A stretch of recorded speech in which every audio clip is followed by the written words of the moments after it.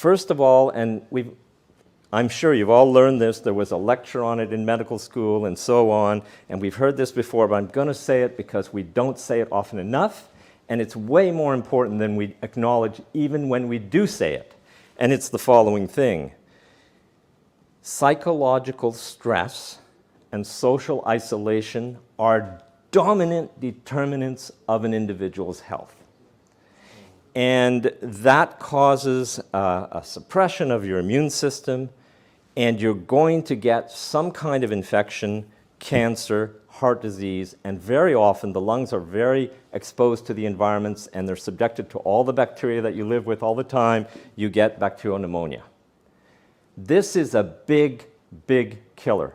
And it's a huge killer when a society is stressed, meaning all of its individuals are stressed. And psychological stress is not just, oh, I feel stressed. No, it's a very real thing, and it has a very special character. The kind of psychological stress that kills you is when your entire world is turned upside down, when your place within the society disappears. So you lose your job, you lose your house, you get sued, I'm talking about the middle class now, or you completely cannot sustain your family and all of these things. These big life-changing times of our lives are these devastating tectonic shifts where you lose, your whole life you thought you had a place in the world and it's gone. That will kill you within a very short time. It's deadly psychological stress. Those are the big life changers. But even the usual stress of living in society, because that's the other big truth that I want to tell you about that I've discovered, is that we as humans, we as social animals, we always occupy a dominance hierarchy, a social dominance hierarchy. That is how we organize our societies. Because we are social animals, it is something that we inherited. We just have to accept that. It is a fundamental truth of how we organize societies. Okay? So the stress that is intended to keep you in your place within that dominance hierarchy is an everyday chronic stress. And the stressors have to keep changing how they're going to stress you because you get habituated to the stress. So they have to randomly hit you with hard things every once in a while to really make sure you understand what your place is. That stress is one of the biggest determinants of health. It has been shown study after study that your place within the dominance hierarchy is the first thing that will tell you how young you will be when you die and how sick you will be and how often you will be sick. Okay? So dominance hierarchy is the organizer. You can call it, all these words about politics, communism, democracy, anarchism, whatever, they're all, as human groups, we make and maintain dominance hierarchies. That's the organizing principle. And this is something that took me a long time to understand through studying politics. So psychology is important. Dominance hierarchy is important. And what I have learned about dominance hierarchy is I'm in contact with a physicist friend of mine who wrote a very important paper about dominance hierarchy. He, as a physicist, as a theorist, he tried to understand how can you model this organizing into a dominance hierarchy and what stabilizes it? How does it hold together? What keeps it together? And what he discovered through his very beautiful, very elegant physics model, theoretical physics model, is that there are two parameters that control the stability of a dominance hierarchy at the most fundamental level. And he called them the degree of authoritarianism in the society. So what that means is, if you have a conflict with your employer, an institution, or another member of society, and they have a higher social status or more power than you, what is the probability that you can win that particular conflict? So if there's virtually zero probability that you're going to win if you're in a lower status, then that is a very authoritarian society. And as you have some probability of sometimes winning in the courts or wherever, then it's a less authoritarian society. So that is one parameter that controls this organization. The other parameter is what he called the violence of the society, or the violence of enforcement. And what that means is, when you lose a battle with an institution or another person or a group or a powerful CEO or whatever, how much do you suffer from that loss? What is the punishment for having lost? Are you killed? Are you maimed? Are you put in prison? Do you pay a large fine? How large is that fine? The more the punishment for losing one of these conflicts within the dominance hierarchy, the more violent the society is.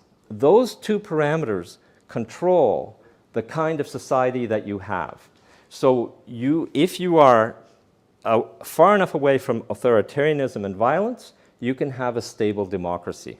You can have a participatory democracy. You can have input from citizens. You can have input from organizations and associations, and you'll be able to have a structure that's maintained that way. But what the model predicts is that that structure in time will always very slowly creep towards a more authoritarian system. And so it has to be brought back. You have to adjust the authoritarianism and the violence in order to stay in that nice place where you want to be in a democracy, where most individuals have a better health than they would have otherwise. Otherwise, if you go too far towards authoritarianism and violence, you quickly go into an end state, which is a few people on top, everyone else at the bottom, and their personal individual health is very low, and they suffer being at the bottom, basically a kind of slavery. So that is the model, if you like, the theoretical model that a physicist would say can explain societies, okay? Now that's really important for health, because you have to keep in mind, as I said, the stress that puts you there is what determines your health. So therefore, if you're interested in health, you have to be interested in the societal structure. And if you understand these principles, you know that if the courts are corrupt, you're not going to be able to keep a society in a democratic state. If the checks and balances that allow the individual to win every once in a while, especially in the egregious cases of injustice, if they're not there, you're going straight to that hell of totalitarianism. So that's another thing that I've learned. And another point that I want to make is that especially physicians, especially doctors, and everybody else also, we have to admit more and more, I'm saying we in a general way because I'm a physicist, but we have to admit that medicine itself is a massive killer. It's a massive cause of premature death of individuals. In many places, and depending on the circumstances, it can be the very first cause of death, I would say.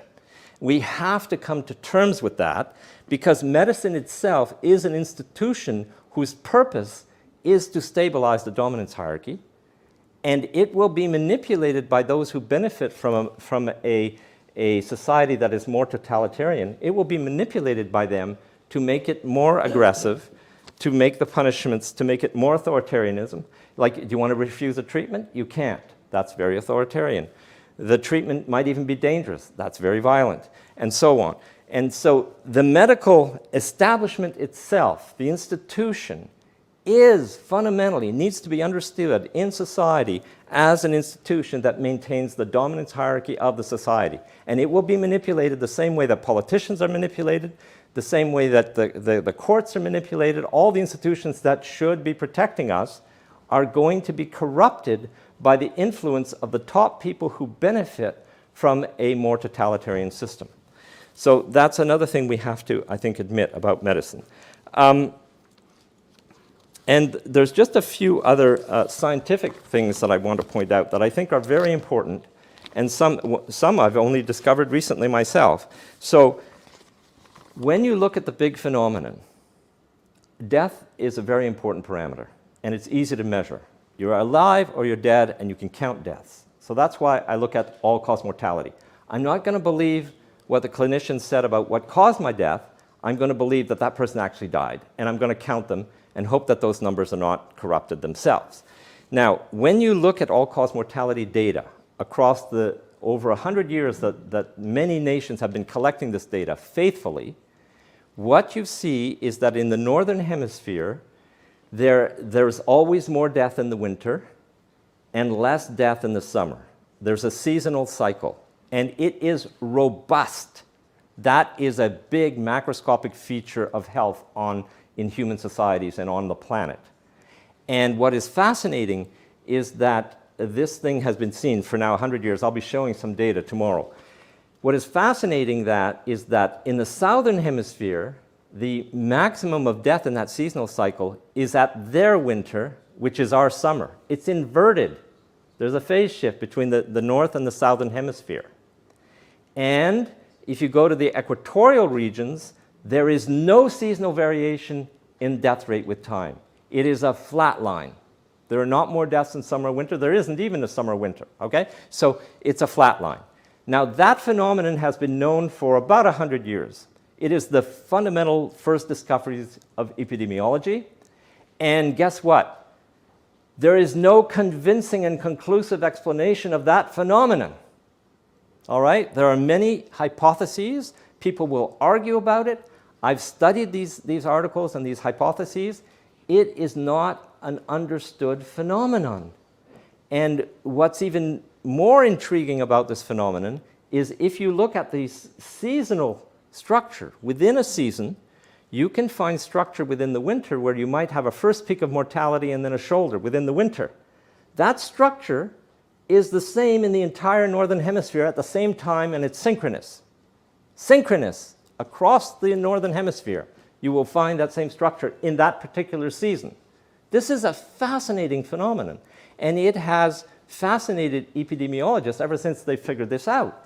And there are books written about how this could possibly be. And the hypotheses go from solar flares all the way to viruses in particles that travel across in jet streams everywhere on Earth and all kinds of things, okay?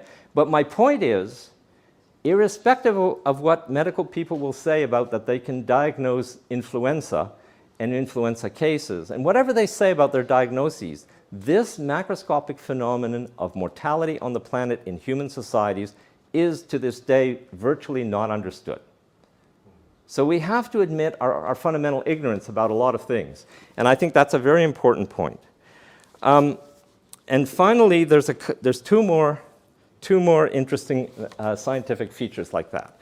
Another one is, and many actual medical clinicians and doctors do not know this. They learn this from me for the first time when I tell this story. Some kind of vaguely remember that they heard something about it, and most biologists and scientists didn't pay much attention to it, don't really remember it or know it, they don't have a memory of it. It's a very important observation. It's the following one. The chance that you die in the coming year, the probability that you will experience death in the coming year, that probability varies with age, obviously, but it varies exponentially with age. It's an exponential function. It's not just any function. It's not just an increase. It's an actual mathematical exponential increase with age.